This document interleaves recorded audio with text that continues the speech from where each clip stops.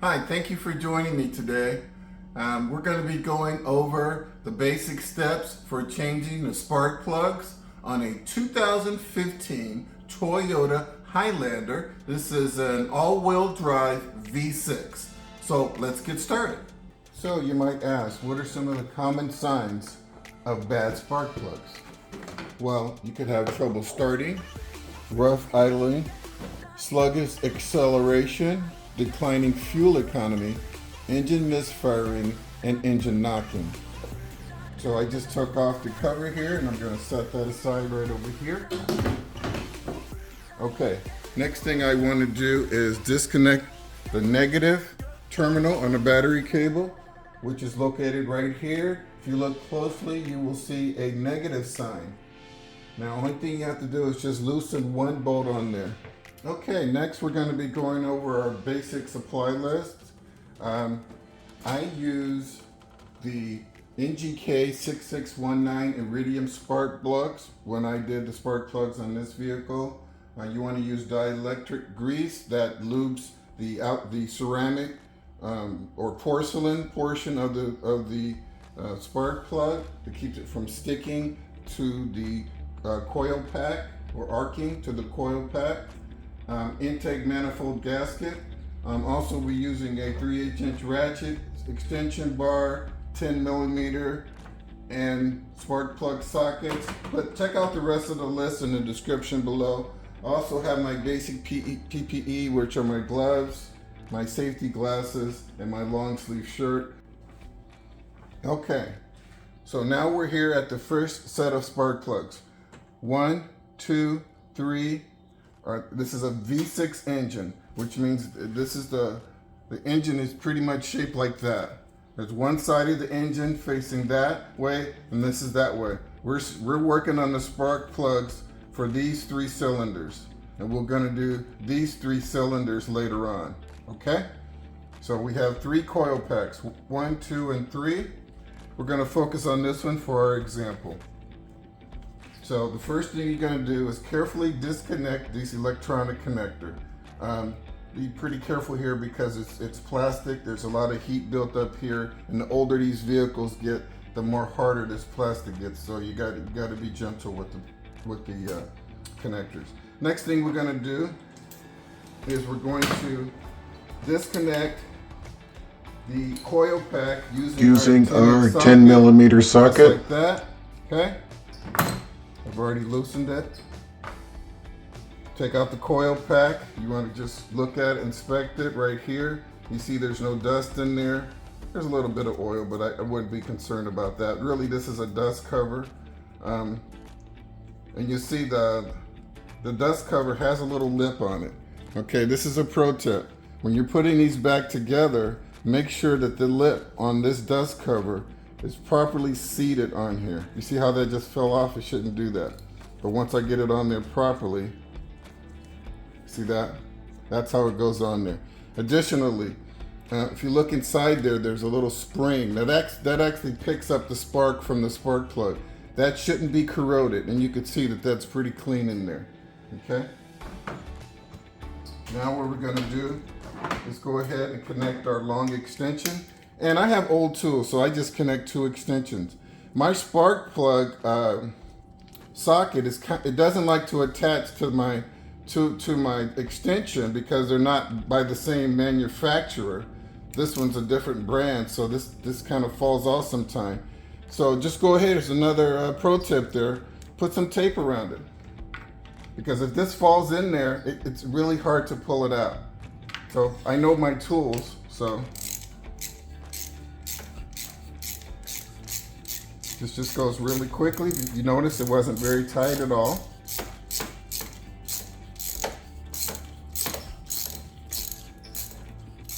And you never want to use I would never use a power tool on this.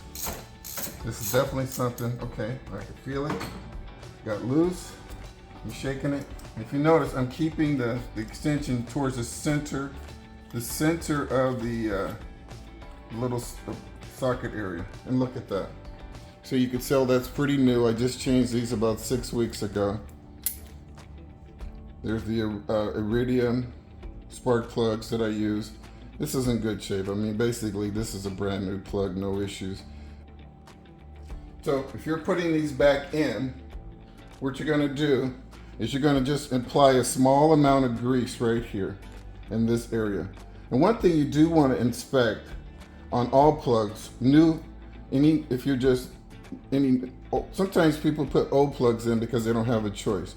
But one thing you always want to do is when you put that grease on there, what that grease does, it helps identify any cracks. So that's a pro tip. It identifies any cracks in this porcelain insulator. And if there's a crack in here, this spark plug will not fire correctly. Or it might arc out the side into your coil pack, and it wouldn't be arcing directly against that spring, and so that would create a misfire. Another tip is, when I purchased these spark plugs, it said it right on the box it had a factory gap, but honestly, I never trust that. I never trust the factory gap. I just don't. Just too many years of having to do jobs over and over again.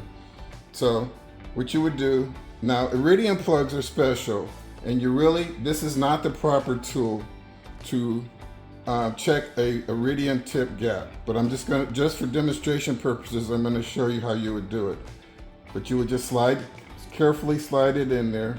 You find a number, you find the gap setting, you can see the numbers on there, right?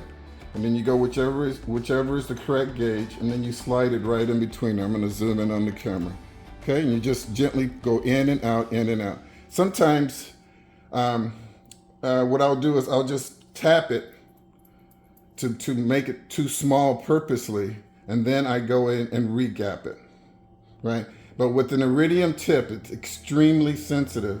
So this is not the proper tool, because you could see that hole there. If I slid that too far in there, it could actually, if I pulled it out too quick, it could break that tip off, and then that would ruin the spark plug.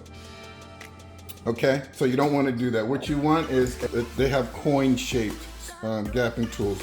Those are way better. I use this one because I know what I'm doing, and I've had it for years. But for Iridium tip plugs especially, you want to use either a coin or the flat metal gapping tool. I'm just going to quickly put this plug back in place just to show you guys how it's done. So everything's done by hand tight. I slid that in there, and you see I'm starting my installation using my hand.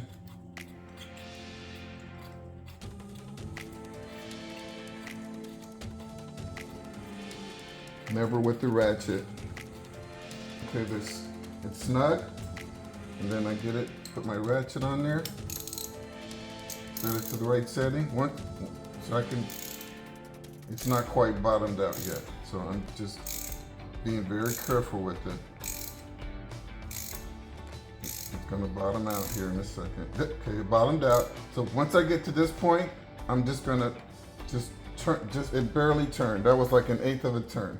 But really, you just want it to bottom out. You shake this, and then you slowly bring it out. And that's how it's done. You put the coil pack in there. Okay? You tighten up the bolt. Pretty straightforward. And then you attach the clip. Now, you repeat the same process on these 3 spark plugs, and you're done.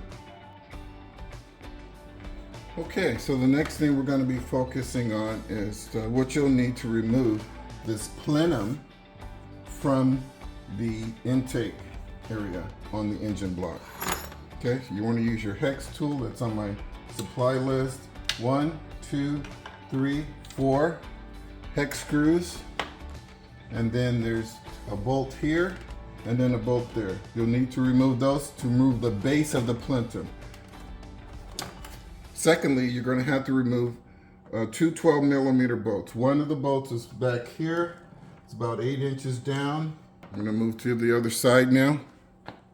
This bolt is located on the back side of the plenum housing. Okay, focusing on the other side of the engine. Right now, what I'd like you to do is go ahead and take 2 pictures. And what the purpose of those pictures is to show you what the hose connections should be when you're all finished. Okay, so that's your pro tip. You're going to disconnect, remove the upper part of the air filter box. You're going to disconnect these hoses, that hose, this PCV hose. You're going to disconnect the throttle body, but right here, you're not going to be taking off. The throttle body is going to stay connected to the plenum, but you're only going to be connecting this hose right here. This one's going to stay in place. Okay. And okay, so you removed the plenum, you loosened up the plenum, and you lifted it straight up. And now you just like right here. And once you do that, you're going to be able to see the 3 spark plugs that are along on the 3 cylinders on the right side of the engine. At this point, you're going to use the tools that we used earlier to remove the 3 spark plugs that are along the back side of the engine. So you have the 10mm bolt, you have the electric clip, you have the coil pack. Okay, you're going to inspect the coil pack, then you're going to go in and remove the spark plug. Once you removed all the spark plugs, now you're going to install the new spark plugs. How are you going to do that? You're going to, one, put dielectric grease on the new spark plug to check that the insulator isn't cracked, and the grease will prevent the insulator from sticking to the coil. Carefully place the spark plug in the hole, tighten it down just snug, okay? Then you're going to check and make sure that the dust cover on the coil pack is secure. You're going to put that in place, tighten up your 10mm bolt. These just have to be snug. They don't have to be real tight, just snug and done. And then you're going to connect your electronic connectors. Once you've done that on all 3 cylinders, you're ready to put the plenum back on. Look at the plenum, you're going to lift it up, and you're going to make sure that the gasket is in place. So you're going to have to look at from the bottom, see that the gasket is properly installed, and you'll know it's properly installed if these tabs are showing along this side and that side. Really simple. After that, make sure there's no dust on the engine block so that the gasket seals properly. Some people might even put some engine cleaner or something to make sure that surface is really clean. Okay? After that, that's when you swing this plenum back over. You're going to slide it down on these 2 posts right here so it slides right down into place. Once that's in place, you're going to start attaching these hex bolts. Do not tighten them down fully right now.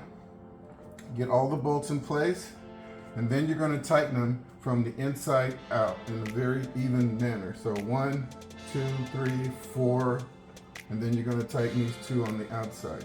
Okay? After that, the hard part is done. Next, you're going to the 12mm bolt on the back. There's with the bracket, attach that. There's your other 12mm bolt back here. You're going to attach that.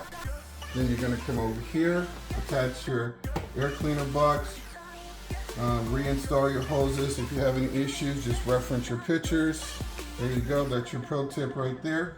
Connect your negative battery terminal. Look around. Make sure you didn't leave any tools sitting in these areas here. Let's place your tools off to the side. I'm going to take this cover, put the cover back on. There you go. That's a much better fit. So now your cover's on and you're good to go. Run the engine for about a minute. Listen for noises before you take it on your test drive. Okay, folks, that wraps up our review of the replacement of spark plugs on a Toyota Highlander 2015 V6 engine. I hope you guys got a lot of value out of the different tips that I provided to you. And until next time, drive defensively. We'll see you later.